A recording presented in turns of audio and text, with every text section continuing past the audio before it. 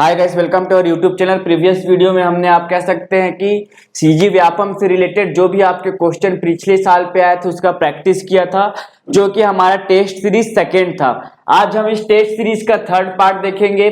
इसमें भी आपको ऐसे 10 क्वेश्चन बताए जाएंगे जो कि कई बार आपके एग्जाम पे आए हैं, जो आपको हेल्प करेंगे किसी भी गवर्नमेंट एग्जाम या प्राइवेट एग्जाम या किसी इंटरव्यू को क्रैक करने में। ये जितने भी लेक्चर आपके चल रहे हैं, जो भी आप तैयारी कर रहे हैं, एसएससी का आप तैयारी कर रहे हैं, आप व्यापम का तैयारी कर रहे हैं, आप जीडी का तैयारी कर रहे हैं, तो आप कंप्यूटर संबंधित सारे कोर्स का तैयारी यहां से फ्री ऑफ कॉस्ट कर सकते हैं हमारे लेक्चर को फॉलो करके। तो चलिए स्टार्ट करते हैं। पहला question, hard drive seek time और लेटेंसी का योग होता है। सबसे पहले तो हार्ड ड्राइव कैसा दिखता है आपको मैं वो दिखा देता हूं। नॉर्मली हमारे पास ये दो तरह के ही हार्ड ड्राइव होते हैं, एक ये जो आपके कंप्यूटर सिस्टम पे यूज किया जाता है और एक ये जो आपके लैपटॉप वगैरह पे लगा हुआ रहता है। ये दो हमारे हार्ड डिस्क हो गए। और यहां पे क्या कह रहा है, हार्ड ड्राइव में seek time. Sir seek time क्या होता है और आपका ये लेटेंसी क्या होता है? आप जानते हैं जो हमारा हार्ड ड्राइव बना होता है उसमें हमारे सेक्टर रहते हैं, मतलब ये ऐसे एक प्लेट रहता है, यहां पे इसका एक हेड रहता है जो कि इस पे क्या करता है, रन करता है। तो सीक टाइम वो रहता है कि किसी ट्रैक पे जाने का टाइम। मतलब मान लीजिए मैंने अपना लैपटॉप ओपन किया और मैंने वहां पे किसी सॉन्ग को सर्च किया, तो उस सॉन्ग के किसी सेक्टर पे जाने तक का टाइम हमारा कहलाता है सीक टाइम। सर फिर लेटेंसी क्या होता है? हमारे क्या कह सकते हैं, ट्रैक के अंदर रहता है उसका एक सेक्टर, वहां पे जाने का टाइम हमारा क्या कहलाता है, लेटेंसी कहलाता है। और इन दोनों का योग मतलब कि सीक टाइम प्लस आपका ये लेटेंसी कहलाता है आपका एक्सेस टाइम। वो क्या कहलाता है आपका एक्सेस टाइम कहलाता है कि हमने इतने समय में इस फाइल को एक्सेस किया या प्राप्त किया।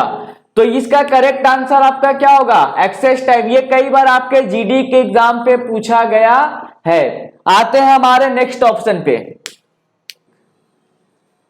हमारा सेकेंड नंबर क्वेश्चन क्या कह रहा है, एक इनपुट डिवाइस का उदाहरण है। मतलब एक इनपुट डिवाइस का एग्जाम्पल क्या है? आपको पता है इनपुट डिवाइस क्या होते हैं?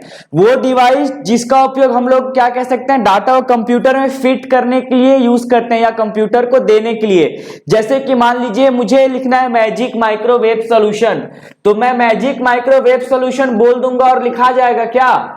नहीं लिखाएगा। मुझे उसे क्या करना पड़ेगा, कहीं इनपुट करना पड़ेगा, कहीं उसे लिखना पड़ेगा। और वो टाइप करने का काम मैं किससे करूंगा, कीबोर्ड से। किससे करूंगा, कीबोर्ड से। तो देखो यहां पे दिया हुआ है आपका एक कीबोर्ड, उसका करेक्ट आंसर आपका क्या होगा, कीबोर्ड, ना ही आपका सीपीयू, ना ही आपका प्रिंटर। आते हैं हमारे नेक्स्ट ऑप्शन पे।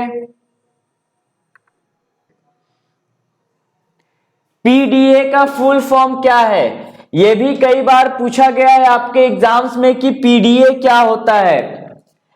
पीडीए का आपका जो पूर्ण रूप होता है वो होता है आपका personal digital assistant. Personal digital assistant आपके पीडीए का फुल फॉर्म होता है।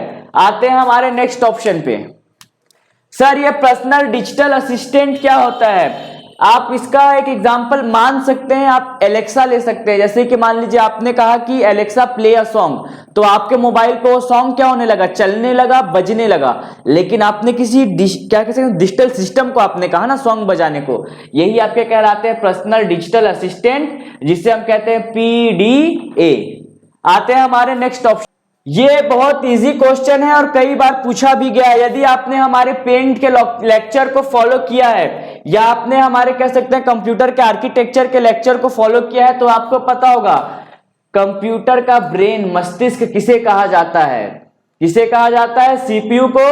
और सीपीयू का फुल फॉर्म भी कई बार पूछा गया है। सीपीयू का फुल फॉर्म होता है सेंट्रल प्रोसेसिंग यूनिट। क्या होता है, सेंट्रल प्रोसेसिंग यूनिट। कंप्यूटर में सारा कुछ कंट्रोल करने का काम आपका सीपीयू ही करता है। आपके कीबोर्ड से इंस्ट्रक्शन, आपके माउस से इंस्ट्रक्शन, आपको एक प्रिंट आउट करना है, वो सारा प्रोसेसिंग का काम आपका सीपीयू करता है। इसीलिए इसे इसका मस्तिष्क भी कहा जाता है। आते हैं हमारे नेक्स्ट ऑप्शन पे। ये आपका है निम्न में से किसमें लॉजिकल ऑपरेशन या तुलनात्मक, जैसे कम से कम, बराबर या उससे अधिक का प्रयोग करते हैं। जैसे कि मान लीजिए मैंने लॉजिकल ऑपरेशन, आप जानते हैं लॉजिकल ऑपरेशन क्या होते हैं, equals to, greater than, less than, not equal to, ये सारे आपके क्या है लॉजिकल ऑपरेशन है। तो ये लॉजिकल ऑपरेशन क्या होते हैं, आपको पता है हमारे सीपीयू 3 सेक्टर में बटा हुआ रहता है। अगर आप सीपीयू को देखेंगे तो आपका एक मेमोरी का सेक्टर होता है, एक आपका होता है ALU और एक होता है इनपुट आउटपुट। तो जो भी आपके लॉजिकल ऑपरेशन होते हैं ना, मान लीजिए मैंने एक कंडीशन दिया कि 0 इज नॉट इक्वल टू 1, तो ये कंडीशन क्या है, ट्रू है। ये सारा कंडीशन चेक करने का काम कौन करता है, ALU, और इसी का विस्तृत रूप होता है अरिथमेटिक व लॉजिकल यूनिट, जो कि ऑप्शन नंबर हमारा क्या है, A है। मतलब इसका करेक्ट आंसर क्या होगा हमारा, option number A, arithmetic and logical unit, जहां पे कि आपके सारे लॉजिकल ऑपरेशन कंप्लीट होते हैं। USB का क्या अर्थ है, USB card reader, card reader को हम USB करते हैं, जिसका मैक्सिमम यूज आज से कुछ साल पहले गाना डालने के लिए किया जाता था। मान लीजिए आपके पास एक मेमोरी कार्ड है और आपका मेमोरी कार्ड पे गाना है, क्या करना है, पुट करना है। तो हम डायरेक्ट तो नहीं कर सकते, डायरेक्ट नहीं कर सकते, तो हमें किसी कह सकते हैं ऑब्जेक्ट का यूज करना पड़ता था, जो कि हेल्प करे हमारे कंप्यूटर के गाना को कहाँ पुट करने के लिए, उस चिप या मेमोरी कार्ड पे डालने के लिए। उसे ही हम कहते हैं USB। USB का अर्थ क्या होता है, मतलब इसका फुल फॉर्म क्या है, इसका है सीरियल बस। USB का अर्थ होता है, USB का फुल फॉर्म आपका होता है यूनिवर्सल सीरियल बस। कंप्यूटर में डेटा कहां रखा जाता है ताकि पढ़ा जा सके। ओके, हमारे मोबाइल पे हमने क्या किया, एक फोटो क्लिक किया, फोटो कहां जाके स्टोर होता है ताकि हम उसे बाद में रीड कर सकें या देख सकें, हमें पता है वो कहां पे जाता है, मेमोरी पे। हमारे किस पे जाके सेव होता है, फोन के मेमोरी पे जाके सेव होता है। तो हमारे कंप्यूटर सिस्टम में तो मेमोरी लगा हुआ रहता है, लेकिन इसे हम कहते क्या हैं, हार्ड ड्राइव। इसे हम क्या कहते हैं, हार्ड ड्राइव कहते हैं, जो कि मैंने आपको जस्ट अभी थोड़ा देर पहले दिखाया था। ये आपके हार्ड ड्राइव होते हैं, जिसमें कि आपके सारे डाटा क्या होते हैं, स्टोर होते हैं। मैं सिंपली हार्ड ड्राइव पे क्लिक करता हूं और नेक्स्ट क्वेश्चन पे आता हूं।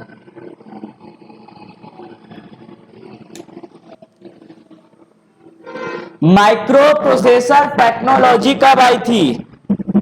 ओके, माइक्रो प्रोसेसर टेक्नोलॉजी जो आपका है वो आपके 4th जनरेशन पे आया था, मतलब 4th जनरेशन के बाद। उससे पहले आपके ये तीनों पीढ़ी, 1st generation, 2nd generation and 3rd generation में आपका यूज किया जाता था इंटीग्रेटेड सर्किट का। इंटीग्रेटेड सर्किट का यूज किया जाता था आपके माइक्रो प्रोसेसर के जगह पे।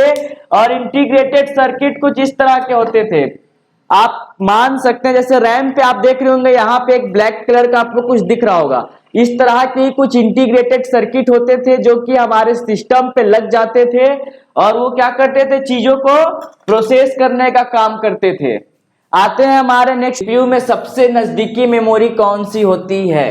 ठीक है, इसका सबसे अच्छा एग्जांपल हम लोग समझते हैं। मान लीजिए मैंने क्या किया, सीपीयू पे मैं और एक फाइल एक्सेस किया, मैंने किसी फोटो को ओपन किया और उसके बाद मैंने सिस्टम शट डाउन कर दिया। जब मैं अगले दिन उसे रीस्टार्ट करूंगा या थोड़ी देर बाद रीस्टार्ट करूंगा, तो आपको पता है विंडोज 10 पे एक चीज आपको मिला हुआ लिखेगा, क्विक एक्सेस।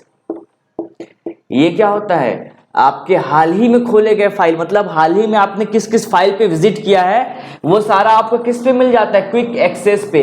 और ये सारा मेमोरी आपके पता है कहाँ पे स्टोर होता है, आपके कैश मेमोरी पे। इसे हम कहते हैं कैश मेमोरी।